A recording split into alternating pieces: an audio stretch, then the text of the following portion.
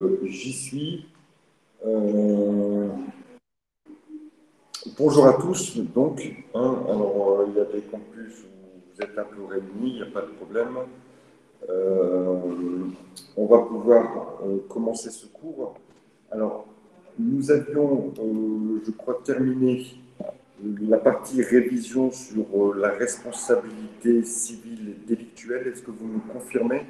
Parce que comme en ce moment, c'est un petit peu... Il manquait le cas numéro 3. D'accord, donc on va s'atteler au cas numéro 3 avant d'attaquer les avant-contrats.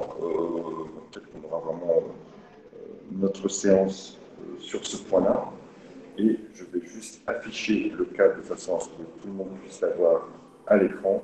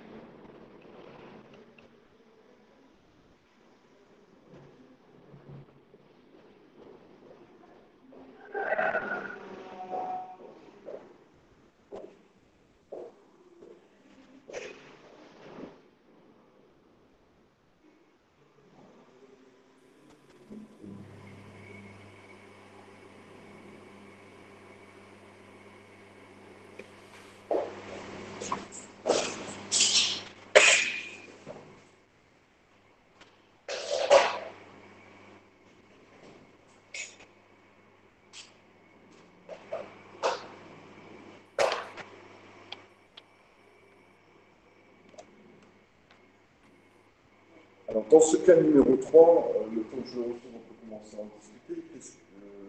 Qu'est-ce qui se passe? On a un monsieur voilà, qui se blesse en empruntant un plongeoir et il se plaint auprès du directeur un petit peu de la structure, de la plage privée où il y avait le plongeoir. Et on s'aperçoit aussi que la personne qui était censée surveiller le plongeoir ne l'a pas fait à ce moment-là.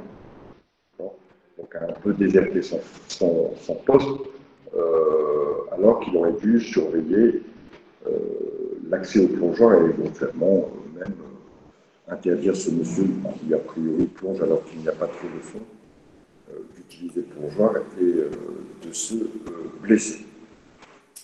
Alors on a plusieurs choses que l'on peut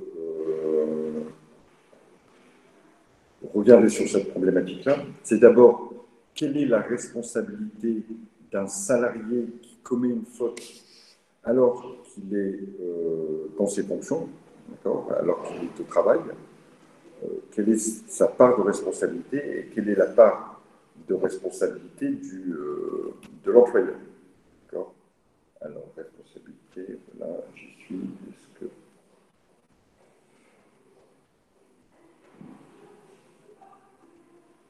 Voilà. Enfin, j'ai résolu.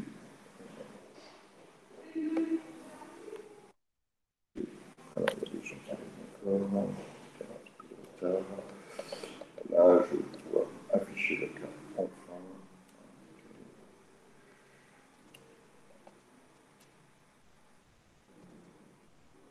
Voilà, ça va arriver. Donc, ici, je vous disais, la problématique, on peut aborder d'abord cette étude de cas et cette situation en se posant la question de la responsabilité de la personne qui était censée surveiller le tremplin et de la responsabilité éventuellement de son employeur. Alors, ici, qu'est-ce que vous connaissez de la responsabilité de l'employeur vis-à-vis de ses employés ou bien de la responsabilité d'un salarié qui est dans l'exercice de ses fonctions? Est-ce que ça vous parle? On est sur le terrain de la responsabilité du fait d'autrui. sur cet article 1242 du Code civil qui reprend et la responsabilité du fait des choses et la responsabilité la responsabilité des parents du fait de leur enfant, dont on a discuté dans le cas précédent. Et ici, on aborde le troisième alinéa de cet article, c'est-à-dire la responsabilité du commettant du fait, du préposé du fait du commettant. Alors, il y a un principe, c'est que le salarié, dans l'exercice de ses fonctions, d'accord, dans l'exercice de ses fonctions,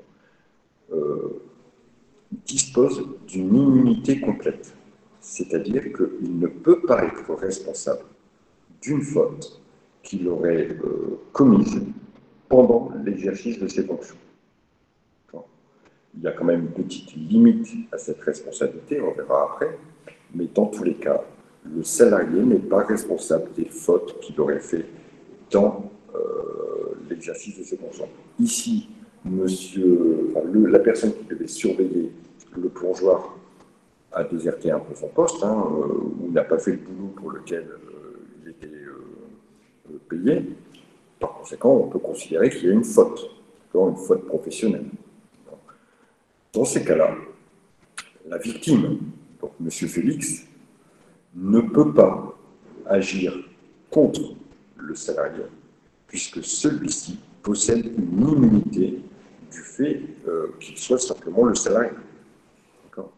Alors, quelqu'un va être responsable. Alors, si ce n'est pas le salarié qui va être responsable, ça sera l'employeur qui va être responsable des fautes des salariés qui auraient été commises dans l'exercice de leurs fonctions. Alors, malgré tout, il y a quand même quelques conditions pour ça. La première condition qu'il faut vérifier quand on est face à une situation qui met en jeu un employeur, un salarié et une victime, c'est qu'il y a un véritable lien de subordination entre le salarié et l'employeur, pour qu'il soit bien son salarié, évidemment. D'accord ?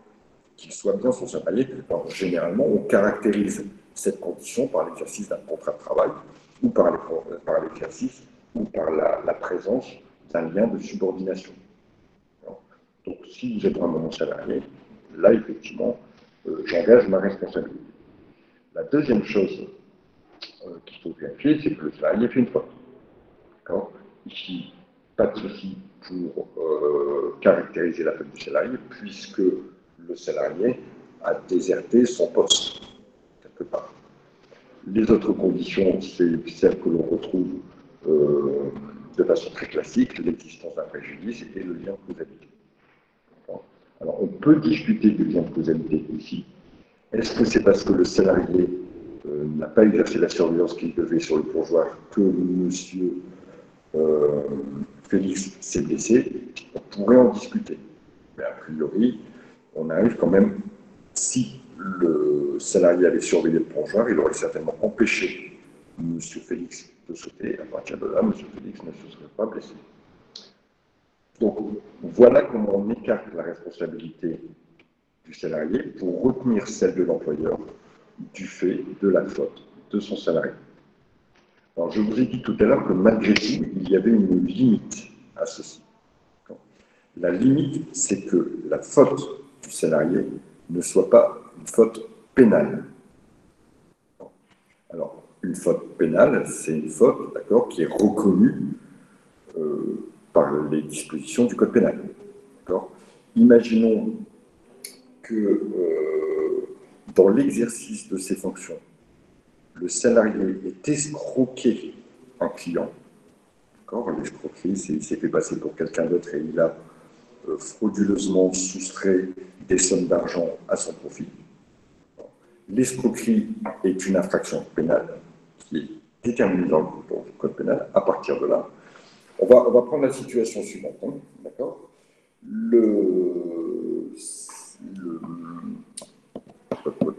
On va dire que le commercial qui est censé vendre des barres céréales. Voilà. Il est censé vendre des barres céréales auprès des barres énergétiques, auprès de magasins qui en sont les distributeurs.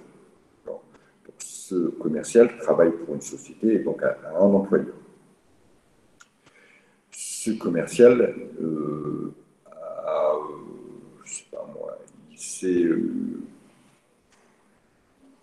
il a fait des ventes, alors que le prix normalement qu'il devait revendre au fameux revendeur était de 10 euros, lui il les a vendus à 12 euros et les 2 euros supplémentaires, il les a mis dans sa poche. On a une petite forme avec, il a un peu menti sur les qualités des bars, etc. Bon voilà, on a une escroquerie qui est mise en place.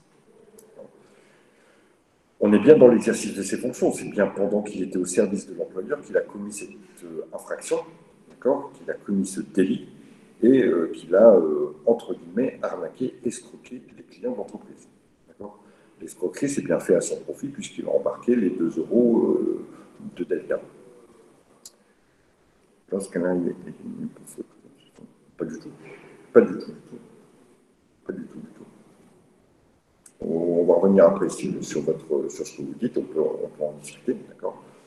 Donc, ici, dans mon cas, dans le cas que je vous ai expliqué, là, le mec, il est commercial, au lieu de revendre les bars à 12 euros, à 10 euros comme il était prévu, il les vend à 12 euros parce qu'il a une petite manœuvre frauduleuse, et les 2 euros de Delta, il les met dans sa poche.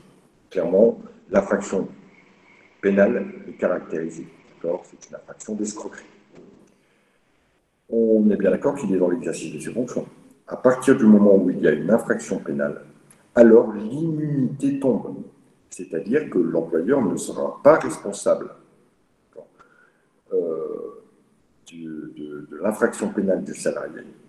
Et c'est le salarié qui devra répondre, si la victime, bien sûr, agit, c'est le salarié qui devra répondre du préjudice qu'il a causé.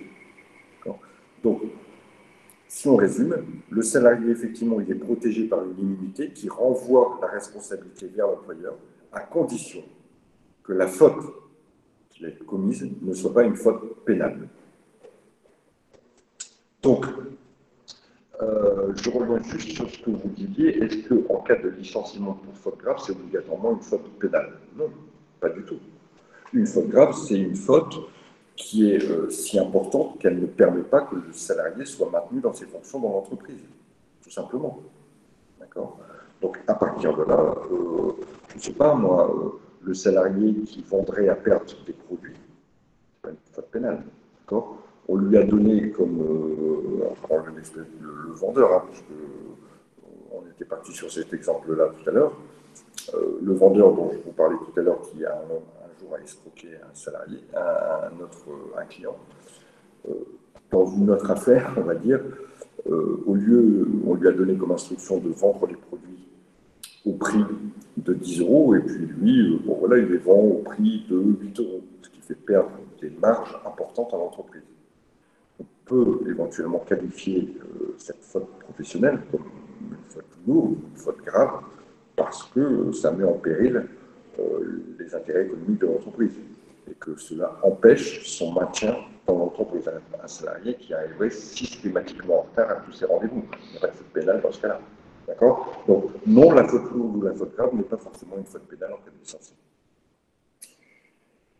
Alors, voilà ce qu'il fallait voir de la responsabilité ici, soit de l'employé ou de l'employeur. A priori, le défaut de surveillance du fameux tremplin n'est pas une faute pénale, n'est pas une infraction.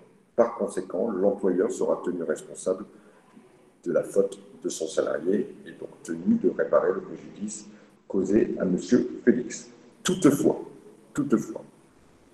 nous allons pouvoir maintenant discuter, au travers d'ailleurs de ce cas, des cas d'exonération de la responsabilité d'une personne.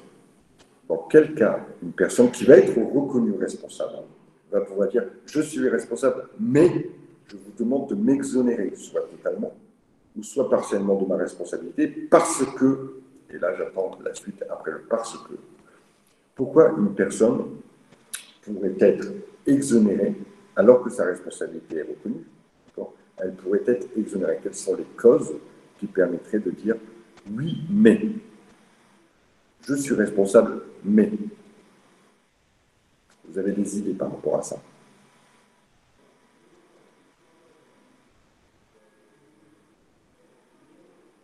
Alors, principalement, il faut retenir deux choses.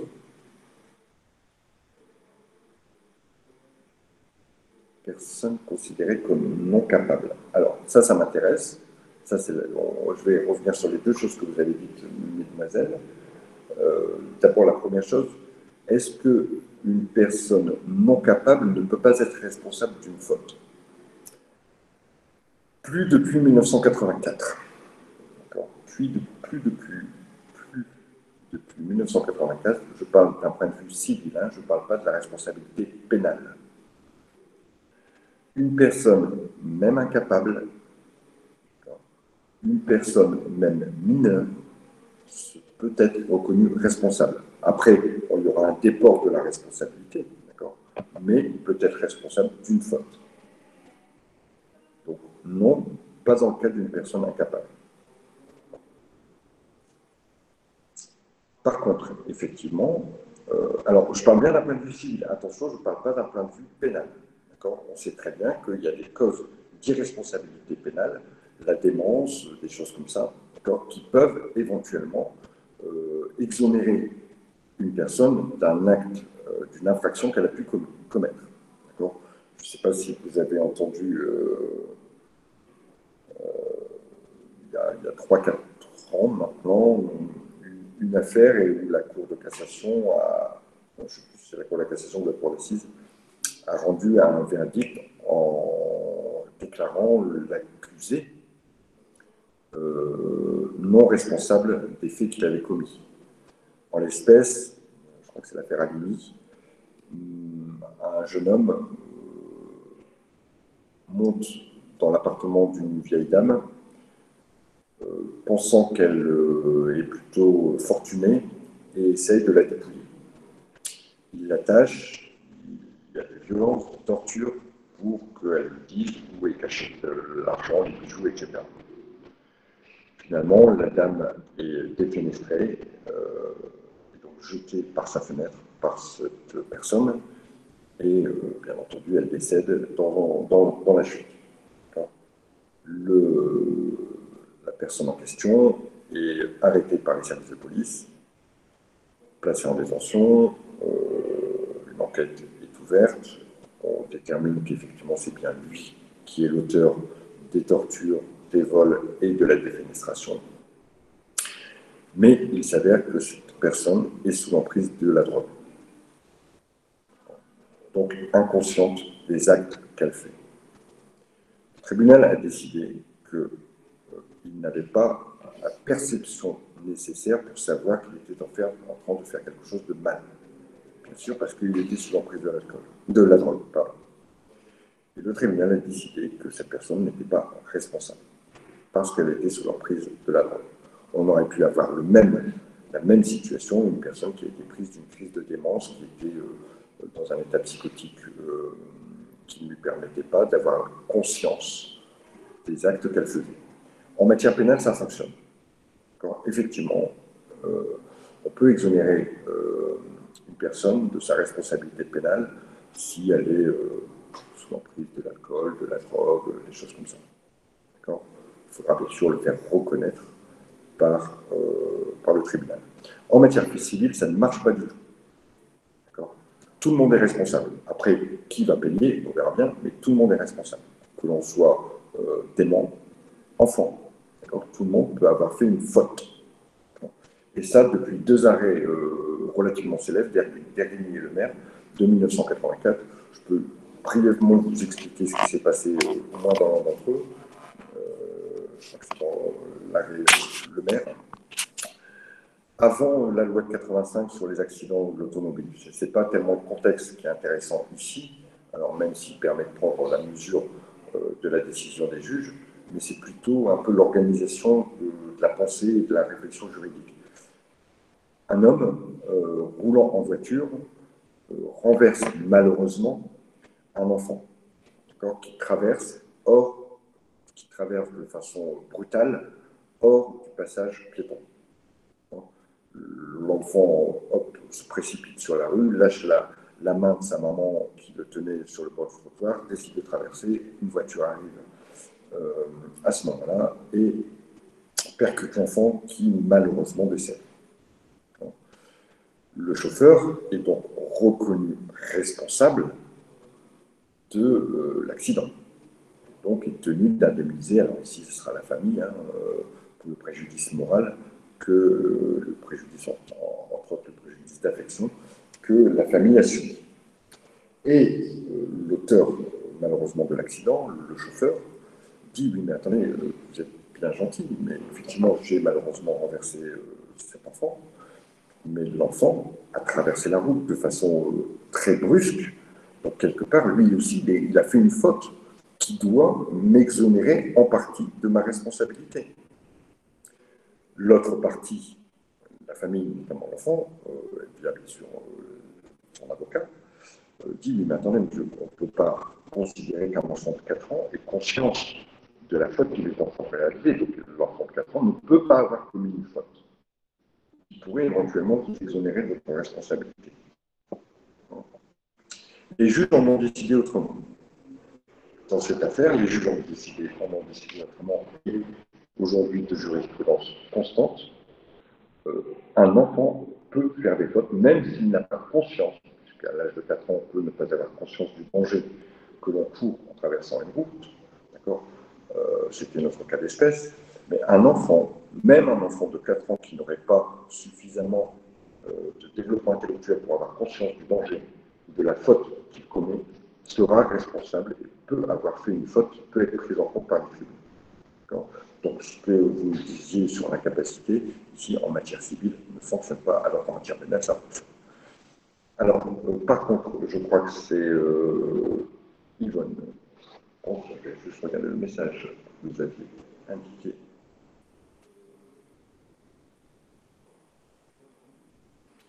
Faute de la personne elle-même, exactement. Si la victime a participé par son comportement déraisonnable à son propre dommage, cela peut entraîner une exonération partielle de la responsabilité. Ici, dans notre cas, on pourrait très bien dire que M. Félix, qui sait très bien que le plongeoir, voilà, qu'il y a un danger à plonger du plongeoir, a participé à son propre dommage, a donc commis une faute, lui, qui permet éventuellement d'exonérer l'employeur. Donc, la personne qui, par son comportement, participe à son propre dommage, alors c'est une cause d'exonération qui peut être que partielle. C'est une cause d'exonération partielle. Concrètement, comment ça va se passer, Monsieur Félix, donc, qui va finalement attaquer l'employeur, en responsabilité civile, va demander réparation de son préjudice. Ici, je crois qu'il a la clavicule cassée. Donc on peut imaginer, je ne sais pas, qu'il va demander 10 000 euros de réparation, de dommages et intérêts en réparation de son préjudice. Le juge va estimer que monsieur Félix lui-même, par son comportement, a participé à son propre dommage et par conséquent va exonérer partiellement, alors ça se calcule souvent en termes de pourcentage, va dire l'employeur n'est responsable ici qu'à 50% du dommage qui vous a été causé, monsieur Félix, vous-même étant responsable de votre propre dommage à hauteur de 50%. Par conséquent, je vais diminuer l'indemnité de 50% et ne vous accorder que l'indemnité demandée fois 50%. Donc voilà comment ça se passe concrètement. On diminue, on exonère partiellement la responsabilité ici de l'employeur. Ensuite, vous m'avez, Françoise, vous m'avez dit la force majeure. Je suis d'accord. Alors on va abandonner l'histoire de mon automobiliste, parce qu'ici on n'était pas dans le cadre d'une force majeure. D'accord. On va définir ce que c'est la force majeure et on va voir que dans le cas de mon automobiliste, l'affaire Gardini, dont je vous parlais tout à l'heure, de 1984, ce n'était pas de la force majeure. Qu'est-ce qui définit la force majeure? Il y a 3 choses que vous devez définir, que vous devez retenir pour dire qu'un cas de force majeure, c'est un cas qui satisfait 3 conditions. Allez, on essaye de se souvenir de ces cours de première année. Impossible d'éviter, d'accord. Ok, c'est la première condition. C'est un événement qu'il est impossible d'éviter. Bon.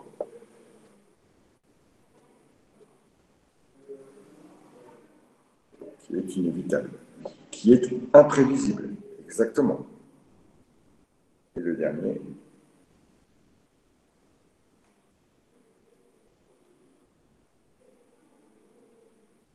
Le dernier, c'est le caractère d'extériorité. Il faut que l'événement vienne. Voilà. Extériorité, Françoise. Enfin, c'était pas Yvonne, c'était Françoise. C'est l'extériorité. Hein. D'accord. L'imprévisibilité, l'extériorité et, j'ai oublié, le caractère inévitable. Il y a un terme spécial qui m'est sorti de la tête. Voilà, donc il faut que l'événement remplisse ces trois conditions. Ici, l'enfant, il n'est pas imprévisible qu'un enfant traverse la route. C'est tout à fait prévisible. Et le caractère imprévisible, il est très dur. Il faut vraiment que ce soit quelque chose que l'on ne peut pas prévoir. C'est pas que l'on n'a pas prévu, c'est que l'on ne peut pas prévoir. Et je vais vous donner un exemple pour vous montrer que le caractère imprévisible, il est vraiment très dur. Hein. On recherche vraiment si l'événement ne pouvait pas être prévu.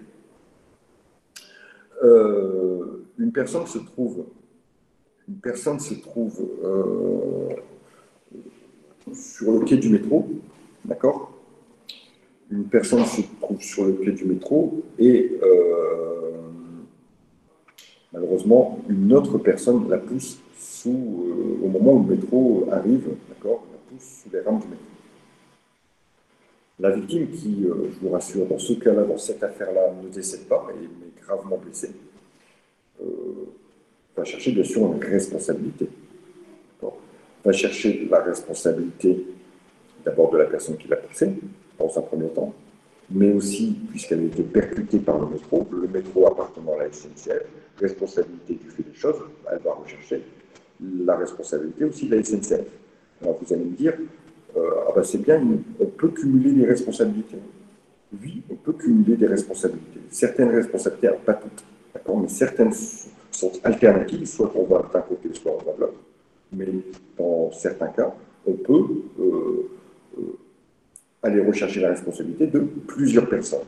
Alors en pratique, on va aller souvent chercher la responsabilité de la personne qui peut payer. Parce que ce qu'on cherche, c'est pour la victime évidemment à réparer le préjudice. Et là, dans mon cas d'espèce, la personne qui a poussé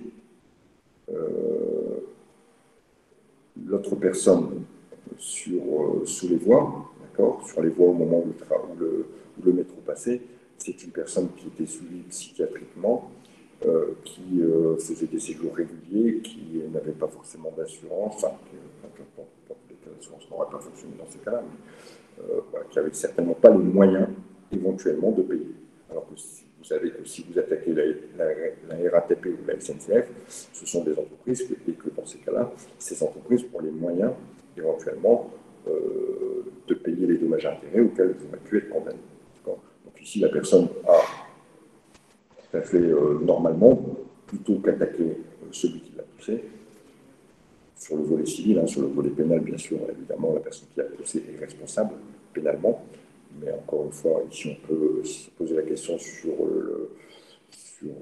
ses antécédents psychiatriques, à voir, mais ce n'est pas ça qui nous intéresse ici. Nous, on parle de responsabilité civile. Et ici, la personne a attaqué la SNCF. D'accord? SNCF ou RATP, je ne me rappelle plus. Mais dans tous les cas, la SNCF a dit, bah oui, mais attendez, cas de force majeure. Cas de force majeure. C'est quelque chose qui est imprévisible, inévitable et extérieur. Et les juges ont dit non, monsieur, ce n'est pas imprévisible. C'est pas imprévisible. Le fait qu'une personne soit poussée sur les voies n'est pas imprévisible. Ça peut être prévu.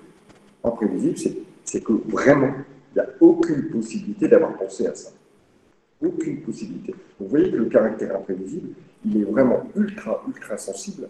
Il se fait souvent à l'appréciation souveraine des juges, d'accord, et il appartiendra à celle qui veut éventuellement opposer cette force majeure a démontré que le caractère était réellement imprévisible. Alors, vous allez me dire, c'est compliqué. Ah oui, oui, oui, je suis tout à fait d'accord avec vous, et c'est au cas par cas. Le coronavirus. Aujourd'hui, le coronavirus, alors vous savez que la force majeure va exonérer totalement la responsabilité de la personne qui est mise en cause.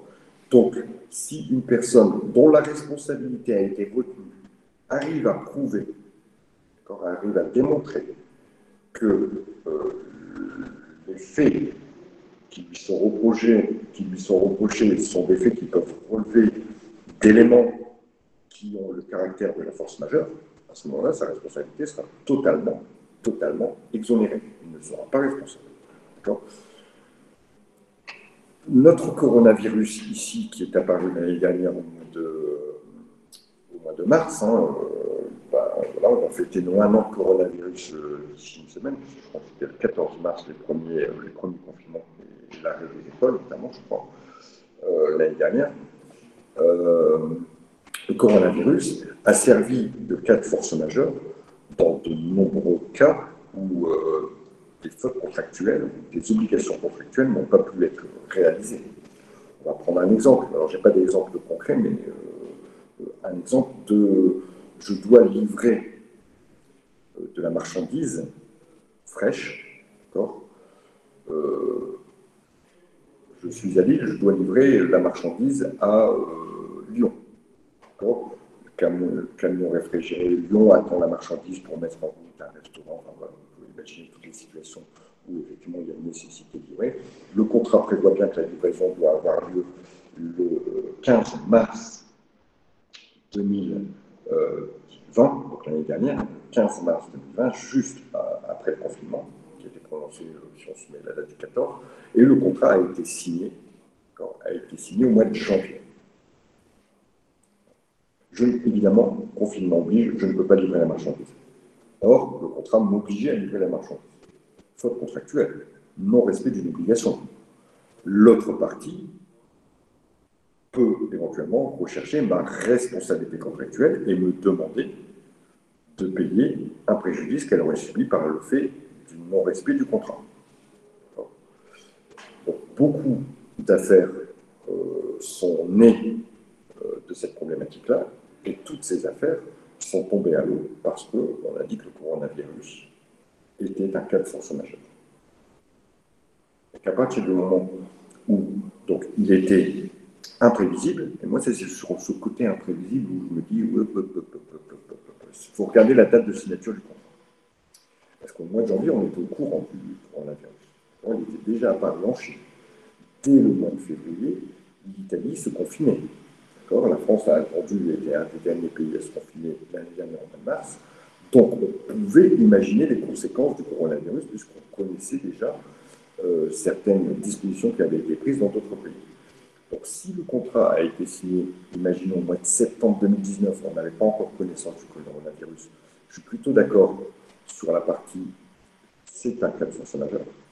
Alors que s'il a été signé janvier-février, on avait déjà connaissance.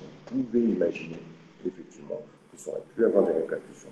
Donc là, le caractère imprévisible est beaucoup moins marqué en fonction de la date de signature de mon contrat. Voilà ce qu'on pouvait dire sur la responsabilité délictuelle. On a travaillé la responsabilité du fait personnel, la responsabilité du fait des choses, la responsabilité du fait d'autrui. Nous avons vu à chaque fois comment caractériser chaque responsabilité. Il est important quand vous allez faire si vous devez tomber sur un sujet de droit, je vous rappelle, je martèle toujours ça, mais parce que ça peut rapporter des points, d'accord. Même si au fond on n'est pas trop top au niveau du droit, c'est de respecter la méthode. Dans un premier temps, vous expliquez ce que vous connaissez du droit, sans faire référence du tout aux faits. Dans un deuxième temps, vous caractérisez les faits par rapport à ce que vous avez dit avant, évidemment. Vous prouvez que le droit est applicable dans votre cas d'espèce, et enfin, vous donnez votre conclusion. Je vais juste me permettre sur ce troisième cas de vous traiter le cas en forme syllogisme en répondant à la question, voilà, Monsieur Félix peut-il attaquer l'employé? D'ailleurs, c'est a priori notre première question. On pourrait dire en droit, la responsabilité du fait d'autrui couvre aussi la responsabilité de l'employeur du fait ou des fautes d'un employé. L'employé,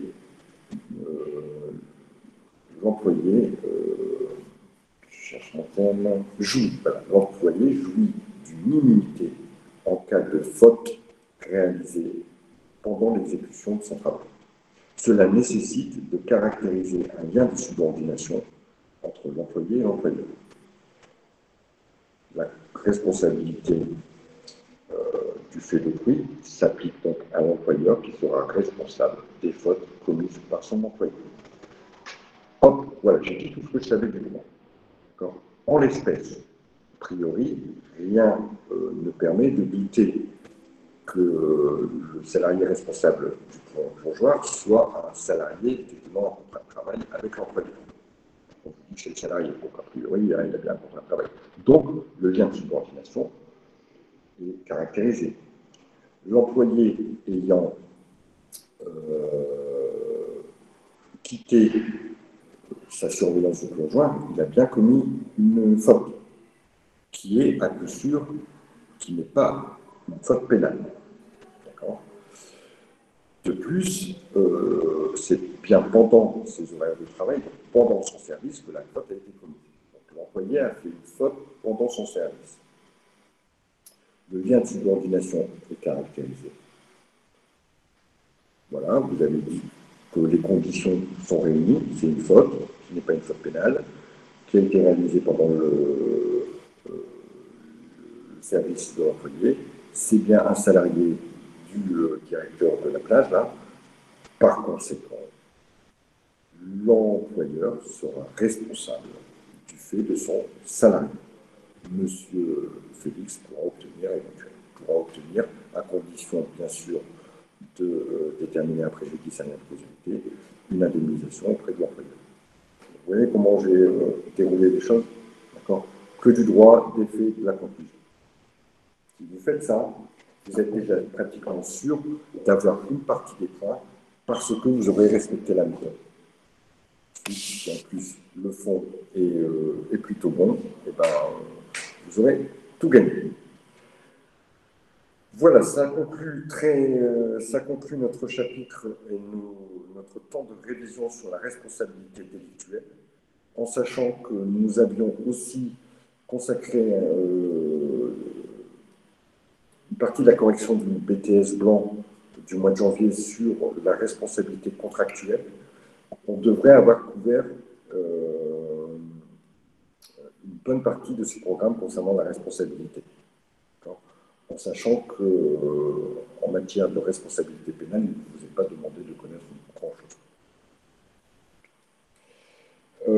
On va pouvoir passer à d'autres révisions concernant la partie du droit. Et je vais vous proposer, c'est le chapitre qui vous est ouvert après, de se positionner, de réviser sur toute la période précontractuelle. Et sur éventuellement ce que vous pourriez rencontrer comme problème dans cette période précontractuelle. On appelle la période précontractuelle la période qui s'écoule des premiers contacts entre les deux co-contractants jusqu'au moment où le contrat est conclu. Toute cette période avant, il peut y avoir des choses qui sont faites, il peut même y avoir ce qu'on appelle des avant-contrats, c'est-à-dire des contrats préparatoires au contrat définitif. Et toute cette période peut être aussi porteuse de contentieux, de problèmes entre les parties. Alors, la première chose que je veux vous dire, la première chose qu'il faut se mettre absolument en tête, c'est que tant que le contrat n'est pas conclu, le régime de responsabilité, c'est celui de la responsabilité délictuelle. Ne me parlez pas de responsabilité contractuelle alors que le contrat n'est pas conclu. Au même titre, si vous démonter un contrat, si vous me dites qu'un contrat n'est pas valable parce qu'il porte une carence en termes de validité, je vous rappelle que les 3 conditions de validité du contrat sont le consentement libre et éclairé, la capacité à contracter et le contenu contractuel, licite et certain, pardon, j'ai oublié la fin de la phrase. Si vous me dézinguez un contrat en me disant le contrat est nul parce qu'il y a un défaut des conditions essentielles, à partir de là, le contrat n'existe plus. Vous venez me le dézinguer. N'allez pas me rechercher de la responsabilité contractuelle derrière. Si vous avez dézingué le contrat, s'il est nul, il est censé ne jamais avoir existé. Par conséquent, toute recherche de responsabilité se fera sur le terrain délictuel et non pas contractuel.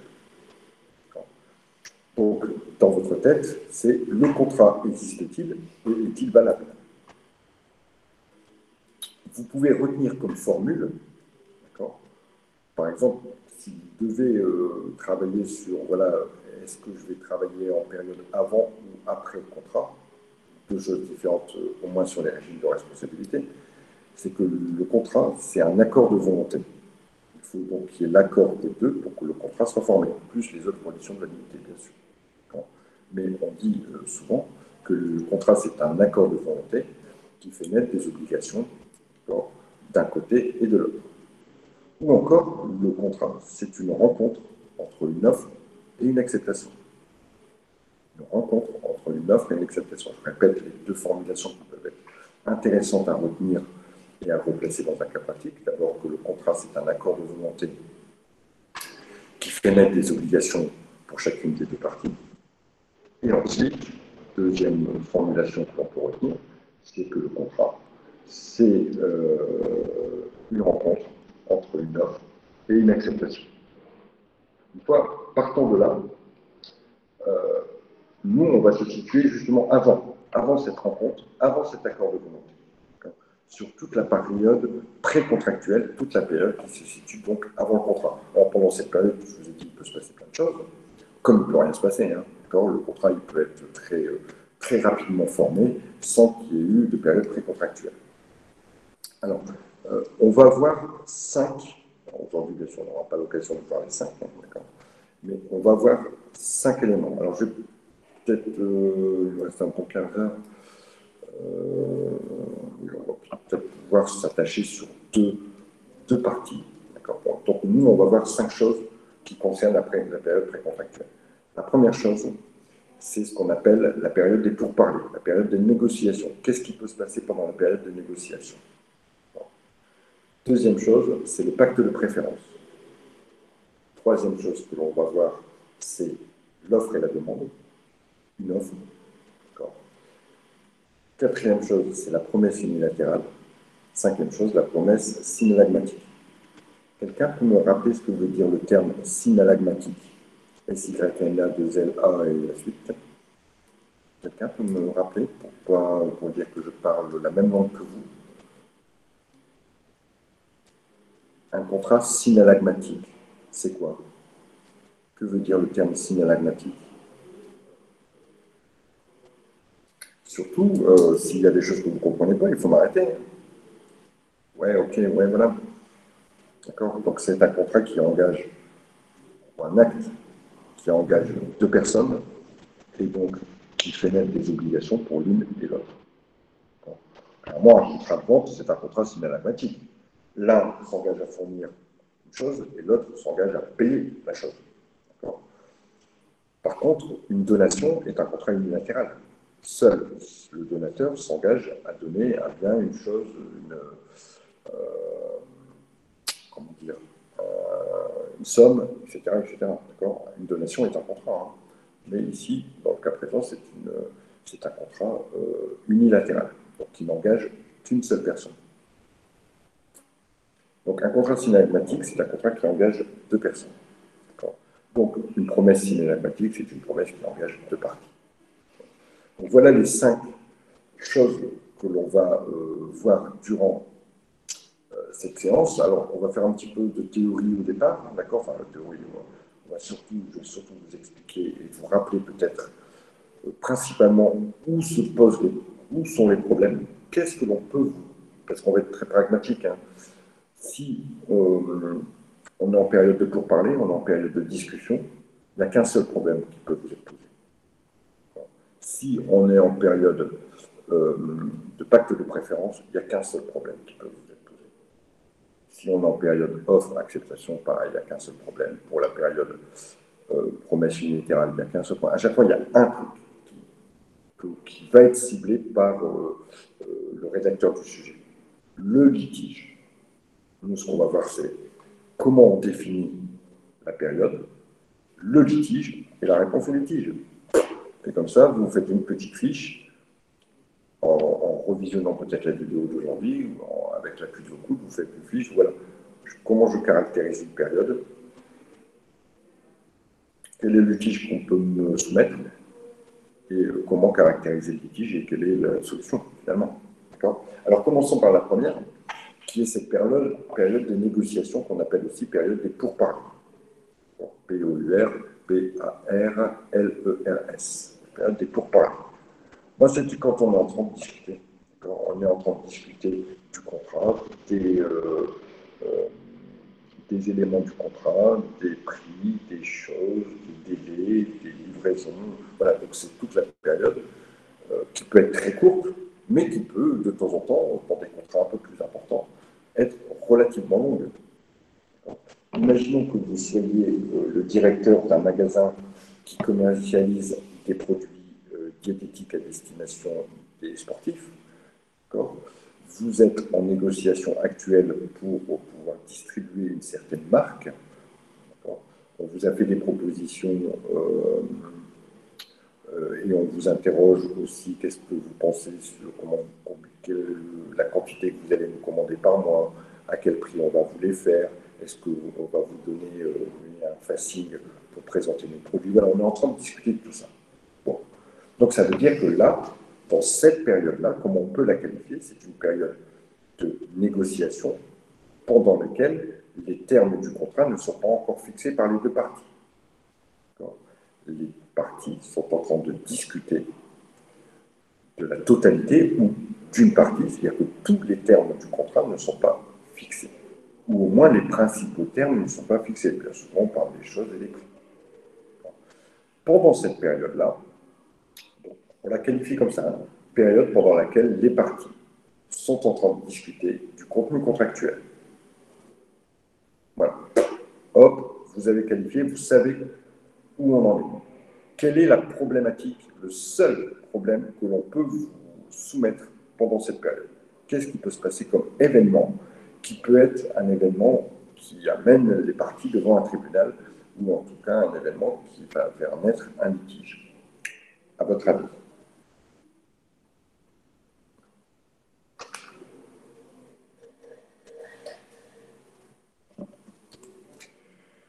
L'événement, la seule chose qu'on peut vous poser si on est en période de pourparlers, la seule chose, c'est la rupture.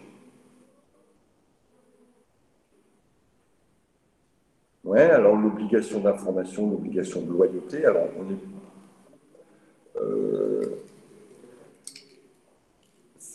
vous n'avez pas tort, d'accord? Vous n'avez pas tort sur ce point-là, mais je pense que la bonne foi, puisque les contrats doivent être négociés et conclus en toute bonne foi. La bonne foi va permettre d'entraîner d'autres choses, surtout si le contrat est conclu et que derrière, on va aller rechercher un vice du consentement tel que le dol, par exemple, ou l'erreur provoquée. Donc ici, moi je vous parle de rupture, la personne qui décide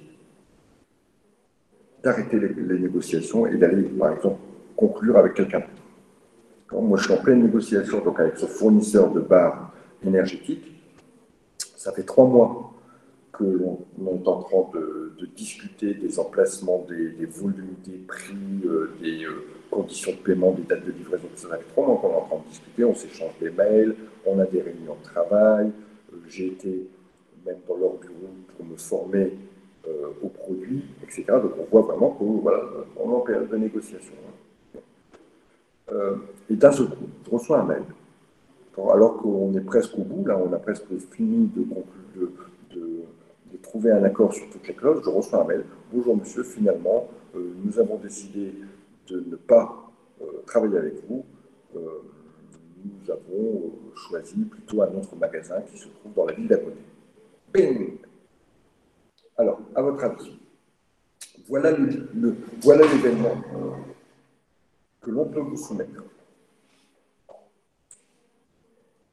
Maintenant, il va falloir raisonner. Il va falloir raisonner d'abord en principe-exception.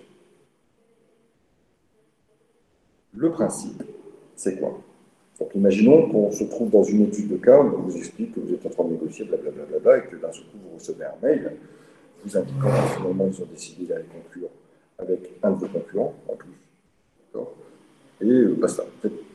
Alors qu'on avait vraiment, on était tout proche du contrat et que la conclusion du contrat et qu'il y avait quand même beaucoup de travail et que rien ne permettait de douter de cette rupture. Alors, ici, d'abord, vous devez raisonner en vous disant, voilà quel est le principe. Le principe, c'est la liberté contractuelle.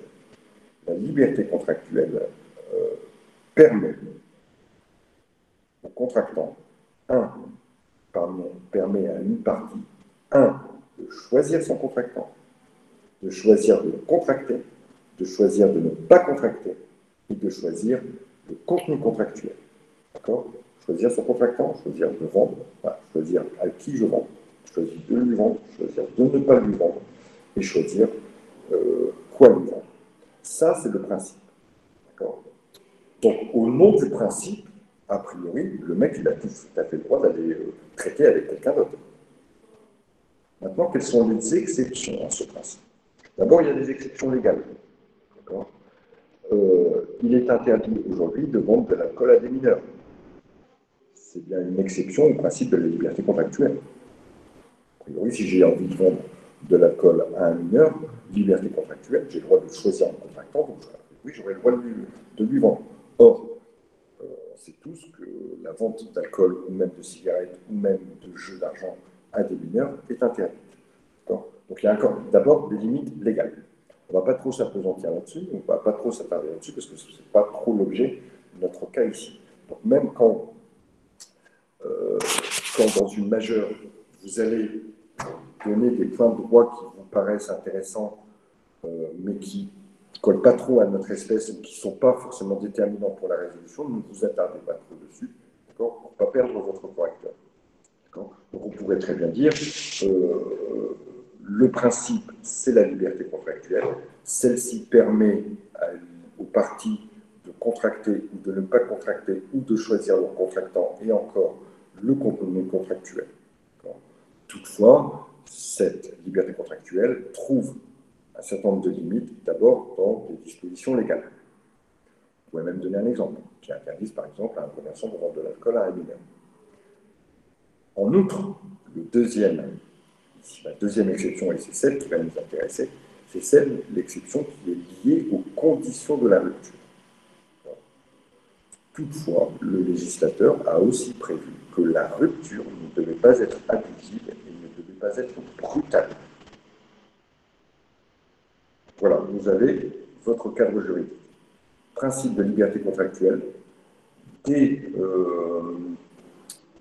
limites qui sont posées par la loi et des limites qui sont posées par la bonne foi, celle de la rupture brutale et de la rupture abusive. Alors, comment caractériser une rupture brutale? C'est exactement le cas de notre espèce. C'est alors que tout allait bien, bam, un mail et qui vous dit « terminé, je vais voir ailleurs ». On est bien d'accord ici que ce n'est pas très délicat, ce n'est pas de bonne foi. Surtout si on n'a pas expliqué. Alors, on n'est pas obligé, hein.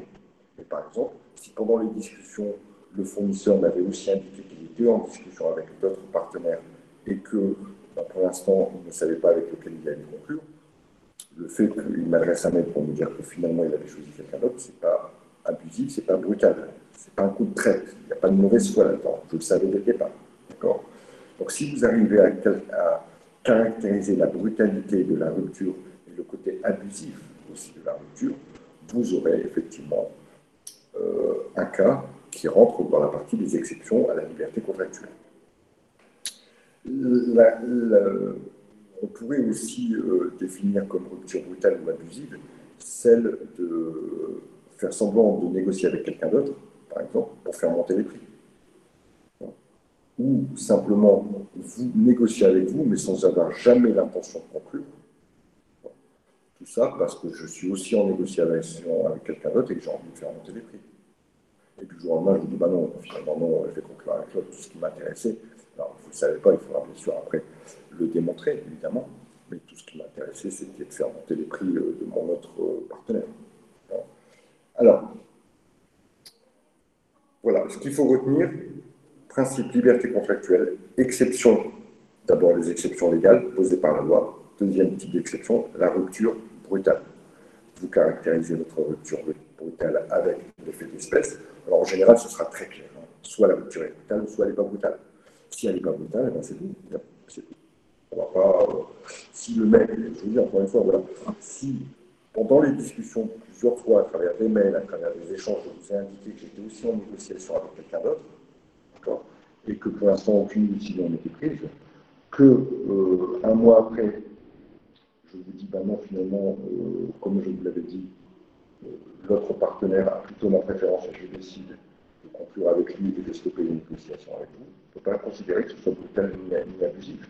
Il n'y a aucune mauvaise foi là-dedans. Par conséquent, la rupture n'est pas brutale. Par conséquent, la partie qui a décidé de rompre a fait usage de sa liberté contractuelle et il n'y a aucune possibilité d'aller rechercher une responsabilité quelconque. Par contre, si vous arrivez à démontrer, et ça sera très clair, alors, on ne peut pas vous mettre sur des cas ambigus, ou si on vous met sur des cas ambigus, quelle que soit votre réponse, ça sera bonne. Si on met de l'ambiguïté dans la situation, il y a le principe de sécurité juridique, mais des fois on peut avoir des jugements différents pour les mêmes cas. Hein. On peut très bien avoir une appréciation qui est de façon aussi subjective par rapport à des faits. Un juge dira il y a rupture abusive, l'autre juge dira il n'y a pas rupture abusive. Alors, maintenant, quelles sont les conséquences pour comment vous allez conclure si vous arrivez à déterminer qu'on est dans le cadre d'une rupture abusive, dans le cadre d'une rupture brutale. Donc, vous allez dire, tout simplement, bah, oui, effectivement, les faits permettent de caractériser le caractère brutal de la rupture. Et ici, c'est quelle est la sanction? La réponse, enfin, la question qu'il convient d'envisager, c'est quelle est la sanction quand effectivement la rupture abusive ou brutale est caractérisée. Vous avez plusieurs possibilités. Est-ce que le contrat peut être forcé, donc formé malgré la rupture? Est-ce que je peux demander des dommages et intérêts? Et puis surtout, éventuellement, sur quoi, comment chiffrer le montant des dommages et intérêts que je peux demander? Quel est le préjudice? Est-ce que c'est du chiffre d'affaires qui va me manquer parce que finalement je ne serai pas livré? Est-ce que c'est les frais que j'ai engagés pendant les négociations, etc., etc. Donc ici, la jurisprudence a inspiré le législateur, donc jurisprudence Manoukian a inspiré le législateur qui, depuis 2016, a inscrit en droit positif quelles sont les sanctions. C'est inscrit, c'est légal, on ne peut pas faire autrement. C'est inscrit dans le Code civil, dans sa nouvelle version qui est née en 2016, et qui dit le seul préjudice que vous pouvez demander, c'est celui des frais que vous avez engagés pendant la période de négociation. C'est la seule chose que l'on peut demander en termes de réparation. Ce qui veut dire qu'il faudra, imaginons qu'il y a eu des réunions, donc j'ai eu du temps perdu, j'ai fait des déplacements à Paris, j'ai payé une formation, j'ai peut-être investi dans mon magasin pour accueillir les différents éléments qui seraient possibles. Donc à partir du moment où j'aurais déterminé tous les frais que j'aurais engagés avant la rupture, je pourrais les demander en remboursement. Par contre, si j'ai rien, si j'ai pas d'engagement de frais pendant la période de négociation, bah, je ne pourrais rien demander. Et là, bah, à par un préjudice moral, mais ce serait un peu compliqué. Donc, je résume juste avant de vous laisser partir. On qualifie surtout la période. C'est une période pendant laquelle les termes du contrat sont en train d'être discutés par les deux parties. Donc, on est en phase de pourparlers. En cas de rupture, parce que c'est pratiquement que ça qu'on va vous poser comme problème, en cas de rupture, d'abord, je dois donner le principe qui est celui de la liberté contractuelle qui permet à quelqu'un de ne pas conclure. Mais à ce principe, il y a des exceptions, d'abord des exceptions légales, et ensuite l'exception de la rupture brutale et abusive. Je la détermine. Conséquence, je ne peux réclamer des dommages et intérêts que sur des frais du préjudice pendant la période. Et non pas du préjudice futur à la période. Voilà, y a-t-il des questions là-dessus?